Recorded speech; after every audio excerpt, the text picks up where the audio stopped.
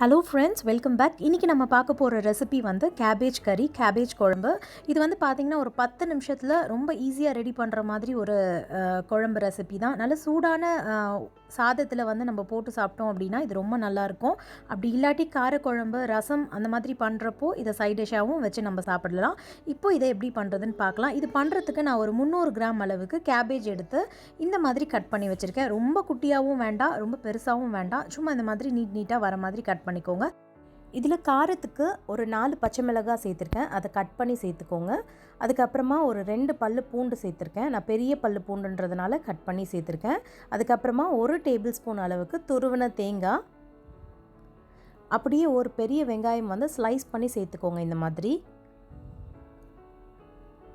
அடுத்தது இதில் கொஞ்சமாக கருவேப்பிலை சேர்த்துக்கலாம். கூட ஒரு 1/4 டீஸ்பூன் அளவுக்கு மஞ்சள் தூள், 1/2 டீஸ்பூன் அளவுக்கு மல்லித்தூள், தேவையான அளவு உப்பு சேர்த்துக்கோங்க. ஒரு 1/4 டீஸ்பூன் அளவுக்கு வெந்தயம் சேர்த்துக்கோங்க. 1/2 டீஸ்பூன் சீரகம். இப்போது இது எல்லாத்தையும் சேர்த்துட்டு கையில் நல்லா இதை வந்து மிக்ஸ் பண்ணி கொடுக்கணும். நல்லா அழுத்தி மிக்ஸ் பண்ணுங்கள்.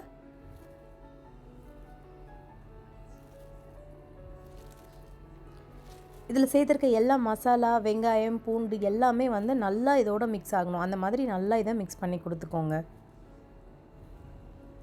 இப்போ நல்லா மிக்ஸ் பண்ணியாச்சு.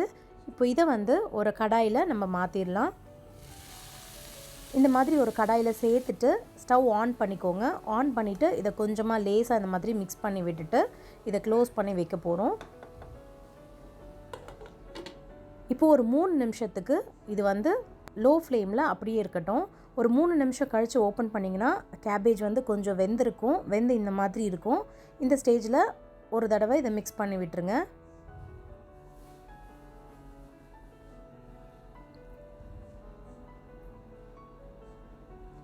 மிக்ஸ் பண்ணி கொடுத்துட்டு திரும்பவும் இதை நம்ம மூடி வைக்க போகிறோம் ஒரு 3 நிமிஷத்துக்கு.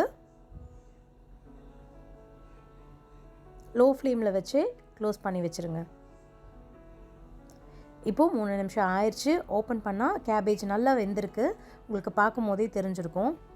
இந்த அளவுக்கு வந்து வெந்திருக்கணும். இதையும் நல்லா மிக்ஸ் பண்ணி கொடுத்துட்டு இப்போ இதில் ஒரு கப் அளவுக்கு திக்கான தேங்காய் பால் வந்து சேர்க்க போகிறோம்.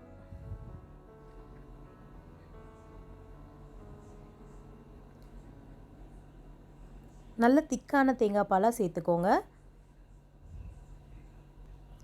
தேங்காய் பால் சேர்த்துட்டு ஒரு 3 நிமிஷத்துக்கு திரும்பவும் வந்து நம்ம இதை லோ ஃப்ளேமில் கொதிக்க வைக்க போகிறோம்.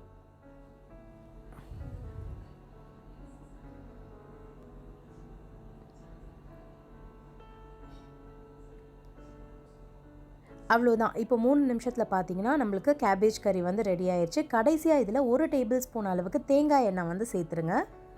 வேறு எதுவுமே சேர்க்க வேண்டாம். தேங்காய் எண்ணெய் மட்டும் சேர்த்துட்டு இதை மிக்ஸ் பண்ணி விட்டுருங்க. அவ்வளோதான். கேபேஜ் கறி வந்து சூப்பராக ரெடி ஆயிடுச்சு. கண்டிப்பாக வீட்டில் ட்ரை பண்ணி பாருங்கள். ரொம்ப நல்லாயிருக்கும். இது சூடான ரைஸில் வந்து நம்ம தனியாகவே போட்டு சாப்பிடலாம். அவ்வளோ டேஸ்ட்டாக இருக்கும். சப்பாத்திக்கு கூட ரொம்ப நல்லாயிருக்கும். நீங்கள் ட்ரை பண்ணும்போது எப்படி வந்துச்சுன்னா கமெண்ட் செக்ஷனில் ஷேர் பண்ணிக்கோங்க. ஓகே ஃப்ரெண்ட்ஸ், தேங்க்ஸ் ஃபார் வாட்சிங். இனி நம்ம இன்னொரு வீடியோவில் மீட் பண்ணலாம். அது வரைக்கும் பாய், டேக் கேர்.